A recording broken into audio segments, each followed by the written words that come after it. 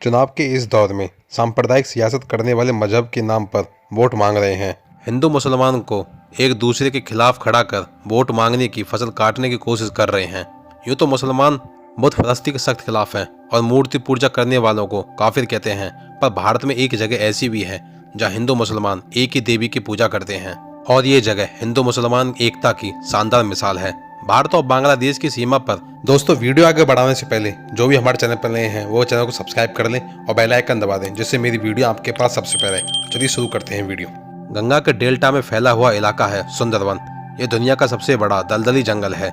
UNESCO ने इसे दुनिया के सबसे बड़े अजूबों में भी जगह दी है और यहाँ आने वाले ज्वार भाटा और दलदली जमीन कुदरत के मेल जोल के संदेश को बखूबी कहते हैं। बांग्ला भाषा में सुंदरवन का मतलब है खूबसूरत जंगल।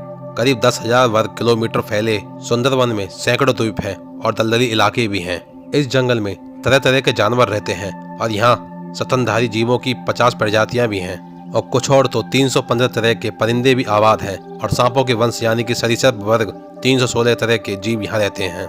पर सुंदरवन जंगल सबसे ज्यादा मशहूर है रॉयल बंगाल टाइगर के लिए। घने जंगलों में रहने वाला रॉयल बंगाल टाइगर अब सिर्फ इस इलाके में पाया जाता है और कई बार वो यहाँ रहने वालों पर हमला भी कर चुके हैं और अपना शिकार बना चुके हैं। फिर भी सदियों से इंसान और खूंखार जानवर एक साथ सुंदरवन में आबाद हैं। सुंदरवन इलाके में करीब 45 लाख लोग रहते हैं। इनका मुख्य पेशा मछली मारना, मुख्य जंगलों से शहद लकड़ी पर जुटाना है। यूँ तो जंगल में काम करना बहुत ही मुश्किल और खतरनाक है, क्योंकि पानी से कब मगरमच्छ, सांप, बाघ हमला कर दे कुछ पता नहीं होता। पर स्थानीय लोग ये जोखिम लेने को मजबूर हैं। यहाँ हर साल करीब 60 लोग रॉयल बंगाल टाइगर के शिकार बनते हैं और इन तमाम खतरों के खिलाफ सुंदरवन के ग्रामीणों को एकजुट करती है इनकी आस्था। और ये आस्था एक देवी के प्रति है और इस देवी को भारतीय और बांग्लादेशी दोनों तरफ के बासिंदे मानते हैं। इनमें कुछ हिंदू और कुछ मुसलमान भी हैं। अमीर हो या गरीब, सुंदरवन में रहने वाले लोग जंगलों की तरफ कूच करने से पहले इस देवी के सामने सिर नवाते हैं। सुंदरवन के हिंदू मुसलमानों की इस देवी को वन बीवी के नाम से भी जाना जाता है। सुंदरवन में 3 प्रमुख नदियां आकर भी इस समुद्र में मिलती हैं और इससे पहले छोटी छोटी धाराएं दलदली इलाकों से गुजरती हैं। हर तूफान के बाद नदियों के बीच का फर्क मिट जाता है और ठीक इसी तरह सुंदरवन में वन बीवी के आगे हिंदू मुसलमान का फर्क मिट जाता है।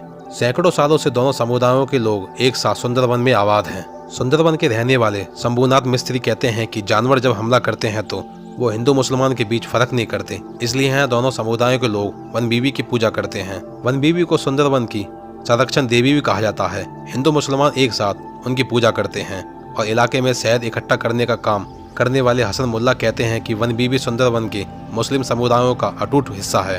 हिंदू और मुसलमान एक दूसरे के धार्मिक कार्यक्रमों, पूजा पाठ में एक दूसरे को बुलाते भी हैं और दोनों समुदाय मानते हैं कि वन बीवी उनकी जानवरों से हिफाजत करती है।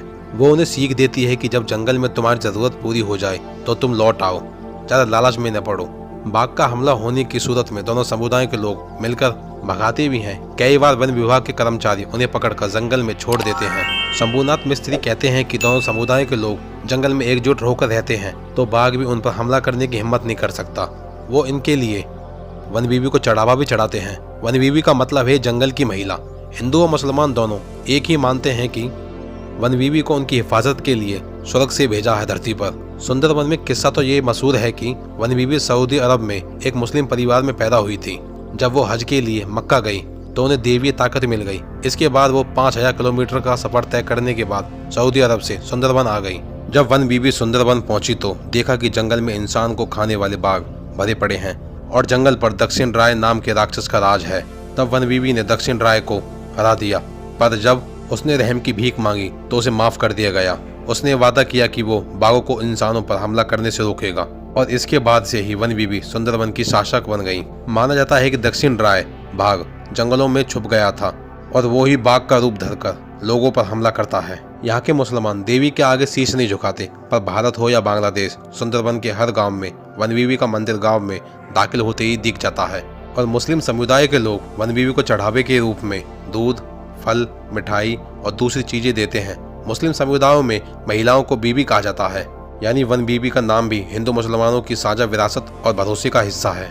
जनवरी और फरवरी में वन बीबी का सालाना त्योहार मनाया जाता है। तब दोनों ही समुदाय के लोग मंदिर के बाहर जमा होते हैं। अब सबसे बड़ी बात यह है कि आधुनिक के दौर में आज सुंदरवन के जंगल और यहाँ के बाघ खतरे में हैं। साथ ही खतरे में है हिंदुओं और मुसलमानों की साझा आस्था के प्रतीक वन बीबी। हालांकि उम्मीद यही है कि इंसान और जंगली जानवर सुंदरवन में एक साथ रह रहे हैं। वन बीबी भी उनकी हिफाजत के लिए हमेशा मौजूद रहेगी। दोस्तों, वीडियो लाइक शेयर करके चैनल को सब्सक्राइब करना न भूलें। जय हिंद, जय भारत।